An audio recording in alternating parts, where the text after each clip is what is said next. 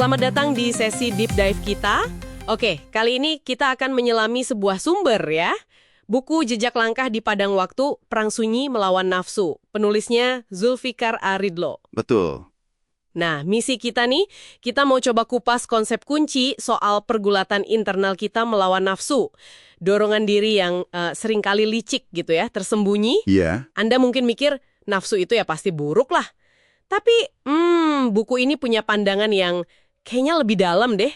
Siap kita bongkar? Tentu. Buku ini memang langsung nunjuk ke dalam diri kita sendiri ya, bahwa musuh terbesar itu seringkali bukan di luar, tapi, ya, nafsu kita ini. Dan yang menarik, fokusnya itu bukan cuma nafsu yang jelas-jelas negatif, kayak marah, serakah gitu. Tapi justru gimana nafsu ini bisa nyamar di balik tindakan yang kelihatannya baik, bahkan soleh. Nah, ini dia perang sunyi yang dimaksud penulis itu. Oke, menarik. Mari kita mulai dari dasarnya dulu deh.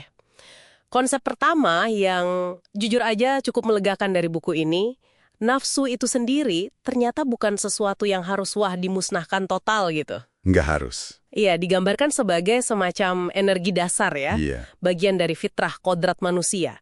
Kayak ya kalau nggak ada nafsu makan kita nggak hidup, nggak ada nafsu berprestasi mungkin kita ya nggak maju-maju. Betul. Jadi ini bukan soal menghilangkan, tapi lebih ke mengarahkan. Tapi, nah di sini nih kayaknya mulai rumit ya. Iya, betul sekali. Kerumitannya ya itu di kelihayan si nafsu ini buat nyamar. Penulis bilang, bahaya terbesarnya itu justru pas nafsu ini nyelip di balik amal kebaikan. Waduh. Contohnya, ria. Tahu kan ya? Melakukan ibadah atau kebaikan, tapi hati kecilnya ngarep pujian orang. Pengen dilihat. Pengen dilihat, pengen diakui. Atau fenomena hijrah spiritual nih.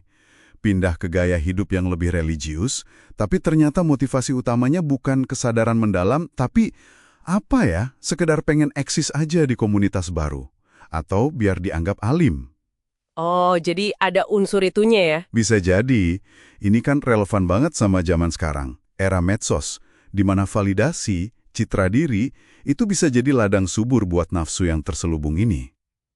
Wah, ini poinnya cukup nusuk juga ya sih. Jadi amal baik aja itu belum tentu jadi jaminan kita selamat dari jebakan nafsu, Jita. Bisa dibilang begitu. Buku ini ngasih contoh lain yang, wah, cukup kuat juga. Misalnya ada orang dakwah, tapi tujuannya itu buat bangun pengaruh pribadi. Bangun kerajaannya sendiri. Semacam itu. Atau getol banget nih nuntut ilmu agama, tapi niatnya biar kelihatan pintar, menang debat, merasa superior gitu secara intelektual. Bukan buat dekat sama Tuhan. Oke. Jadi kuncinya balik lagi ke niat ya. Niat dibalik semua tindakan itu. Tepat. Persis. Makanya penulis ini nekenin banget pentingnya muhasabah. Muhasabah. Iya, semacam praktek introspeksi diri. Jujur tapi, dan terus-menerus. Buat apa? Ya buat periksa motif kita itu apa sih sebenarnya? Nah, pergulatan melawan bisikan nafsu ini yang disebut jihad akbar. Jihad akbar.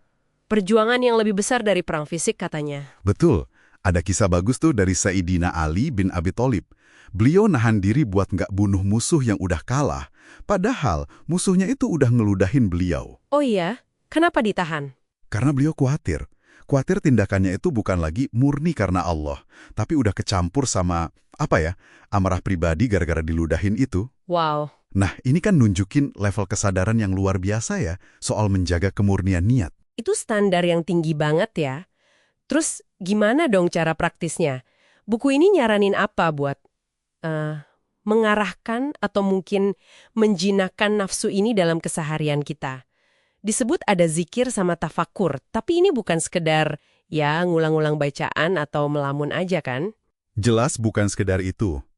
Zikir itu kan artinya ingat Allah ya. Nah, dijelasinnya itu sebagai upaya sadar buat terus nyambung sama Dia. Zikir yang hidup ini fungsinya buat bersihin hijab. Hijab? Tabir jiwa gitu ya? Betul. Tabir-tabir jiwa kayak ego kita, cinta dunia yang berlebihan, atau mungkin rasa bangga sama amal kita sendiri. Coba bayangin hijab ini kayak kacamata kotor deh. Kan ngalangin kita lihat keindahan ilahi yang sebenarnya. Oke, masuk akal. Terus kalau tafakur? Nah, kalau tafakur, Itu artinya merenung secara mendalam. Prosesnya itu menyelami diri kita sendiri, nyakuin kelemahan kita, ketergantungan kita sama Sang Pencipta. Ada ungkapan sufistik yang dikutip penulis. Menarik nih. Siapa mengenal dirinya, kelemahannya, ia mengenal Tuhannya, kekuatannya. Oh, jadi justru dengan kenal kelemahan diri, kita malah bisa kenal Tuhan ya? Kurang lebih gitu. Jadi tafakur ini malah jadi pintu buat kenal Tuhan lebih dalam. Oke, jadi zikir itu bersihin kacamata jiwa kita, tafakur bantu kita paham posisi kita di hadapan Tuhan. Nah, ini semua arahnya ke tauhid yang hidup gitu ya. Bukan cuma percaya Tuhan satu di kepala, tapi benar-benar jadiin dia pusat orientasi hidup kita. Persis. Tepat sekali. Dan puncaknya nih, dari perjalanan pemurnian diri ini, kata buku itu adalah mahabbah. Mahabbah, cinta ilahi ya? Iya, cinta ilahi. Di level ini, iman itu bukan lagi sekedar keyakinan di otak atau kewajiban ritual aja, tapi udah jadi rasa. Pengalaman batin yang dalam banget. Gimana tuh rasanya? Ya, ibadah itu nggak lagi jadi beban, tapi jadi kayak kerinduan gitu buat ketemu sama Sang Kekasih.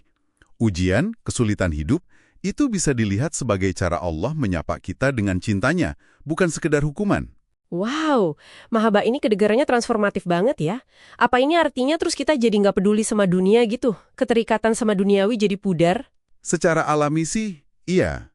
Logikanya kan kalau hati udah ngerasain manisnya cinta ilahi, daya tarik dunia itu ya pelan-pelan memudar. Bukan karena dibenci ya, tapi karena udah nemu sesuatu yang jauh lebih indah, jauh lebih memuaskan. Jadi bukan cinta pasif yang bikin lari dari hidup ya? Bukan. Justru jadi energi yang dahsyat yang mewarnai semua aktivitas kita. Ingat doanya Rabi'ah Al-Adawiyah. Cintanya itu murni karena Allah aja. Udah nggak didorong sama harapan surga atau takut neraka lagi. Nah, itu mahabbah yang sejati. Kira-kira gitu. Oke. Baik, jadi setelah kita dalami buku ini, apa ya intisari yang bisa Anda bawa pulang nih? Perjalanan melawan nafsu ini, kayak digambarin di jejak langkah di padang waktu ini ternyata ya, proses seumur hidup. Betul, seumur hidup. Perang yang sunyi, nggak kelihatan, tapi menentukan banget kualitas spiritual kita.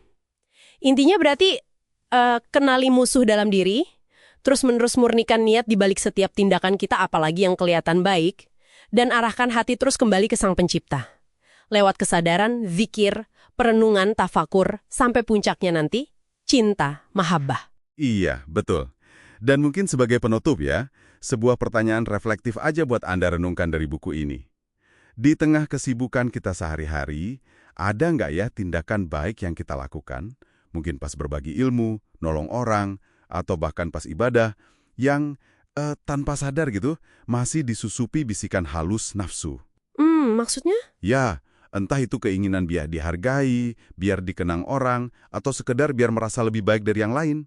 Atau ya, biar kelihatan baik aja.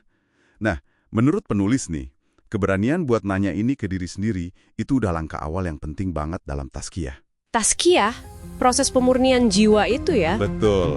Proses pemurnian jiwa yang sejati dimulai dari pertanyaan jujur itu.